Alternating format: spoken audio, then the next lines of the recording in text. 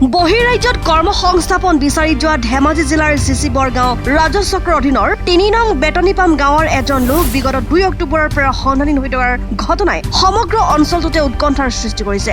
এইজন ৩ নং বেতনিপাম গাঁৱৰ প্ৰায় ৪০ বছৰীয়া ৰমেশ দিহিঙীয়া।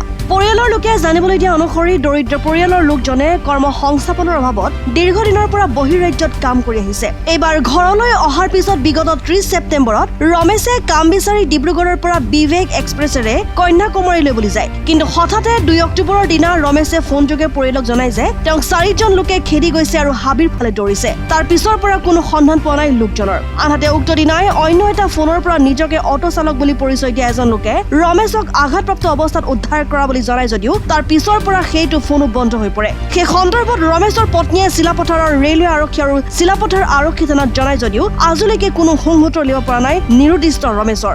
সকলোফালে চেষ্টা কৰি বিফল হৈ ভাগৰি পৰিছে ৩টা শিশুসহ ৰমেশৰ পত্নী। ৰমেশ কোনো মানৱ সৰবৰাহকাৰী অথবা মানৱ অংগ সৰবৰাহকাৰীৰ হাতত পৰাৰ সন্দেহ প্ৰকাশ কৰিছে পৰিয়ালটোৱে। নিৰুদ্দিষ্ট ৰমেশক বিচাৰি উলিয়াবলৈ বুধবাৰে সন্ধিয়া সংবাদ মাধ্যমৰ জৰিয়তে অসমৰ মুখ্যমন্ত্ৰীলৈ কাটৰ আহ্বান জনাইছে ৰমেশৰ পত্নীয়ে।